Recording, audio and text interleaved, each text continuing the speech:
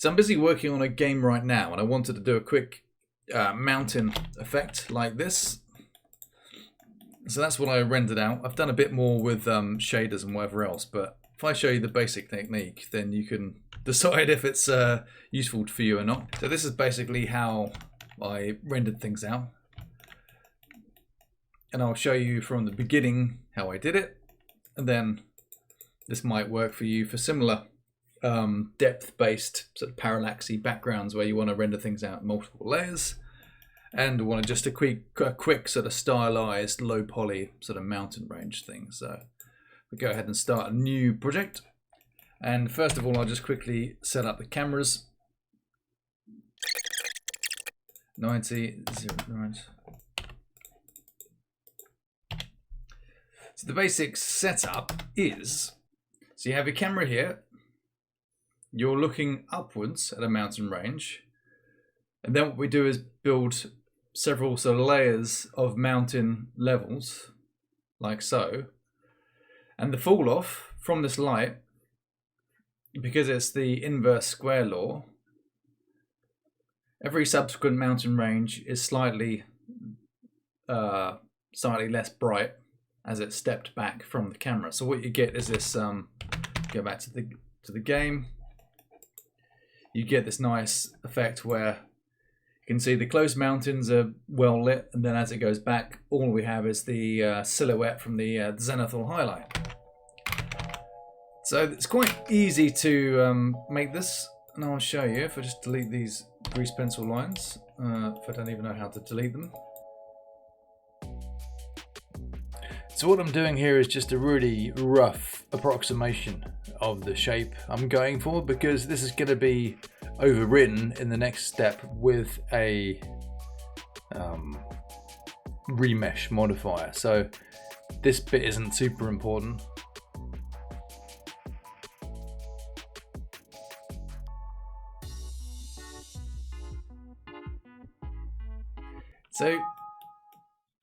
So you've got your mountain range now.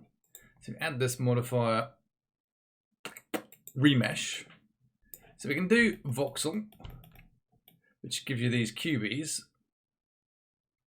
And you change this adaptivity thing. But this can look quite messy and not give the same, not give a very nice aesthetic. It does these things where it pinches all the vertices together. That looks kind of horrible. So you can see here what it's doing. It's kind of, I don't know what it's doing actually. Anyway, so usually what I would do is either with blocks. So I'll do like this, where I get like a Minecraft style blocky effect. And then I'll do a decimate modifier on top. And then crank this down to like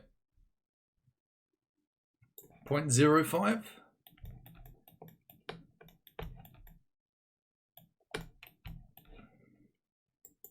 If you add on triangulate as well, and then I do symmetry.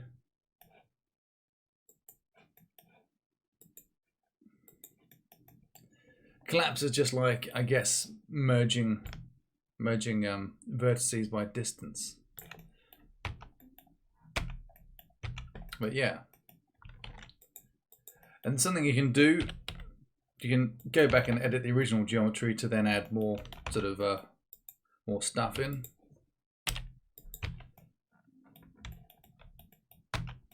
But yeah, that's pretty much it. I mean, you can keep going through and adding more of these modifiers on. If I went back to remesh again at the end, and then did this voxel thing, and then changed it up again to then, so smooth shading, adaptivity.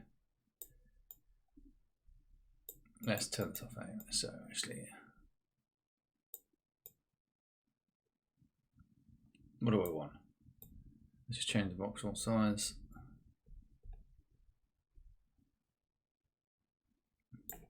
But yeah, you can mess around. You can change this to just experiment, I guess.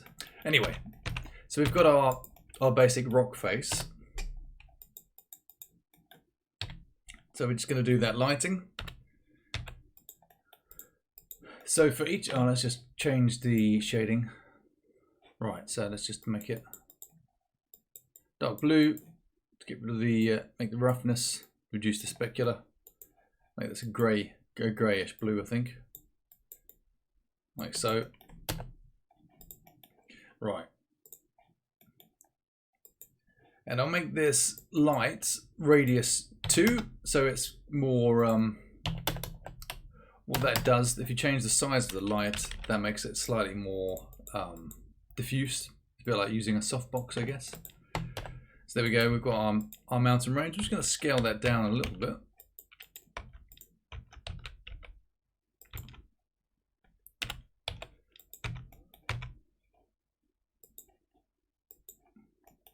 And I'm going to duplicate that.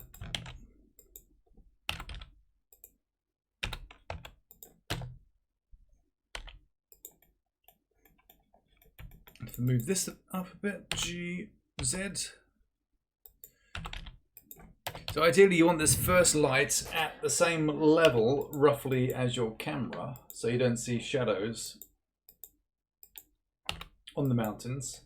But what should be happening is as these ranges get further back,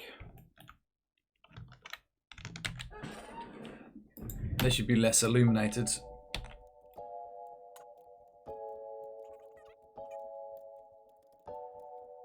So all I'm doing is just messing with the scale on these. If I render this out, you can see, so the further the mountain range is away from the camera, the darker it is. That just gives some nice kind of like cheap depth. Finally, to add that zenithal effect, that's right, let's just do, I can take this light and duplicate it above. And this one, again, depending on scale, you might need to crank it up more or less. Make this like 50,000. Let's make it 100,000. Let's just change the color to the moony color. If I render now, you can see it just picked up the tops of the mountains and highlighted those. So you get the outlines with a nice kind of crisp light highlight. That's pretty much it. There's probably a better way to do this with geometry nodes or something, but if you're old school and want to quickly do something like this, then that's how I did it for my game. I just basically made these 2 or 3 layers. They're all based off a basically subdivided cube, and then finally just adding alternate remesh and decimate modifiers to then get that sort of low poly mountain effect. That's pretty much it. Just mess around with the lighting and stuff and see what you come up with.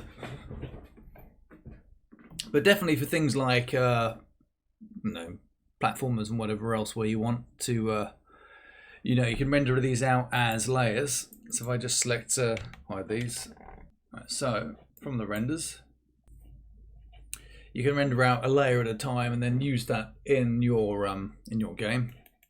So hopefully that inspired you to have a go at doing some really janky low poly mountains, and if not, maybe it inspired you to do it a more efficient way than this. But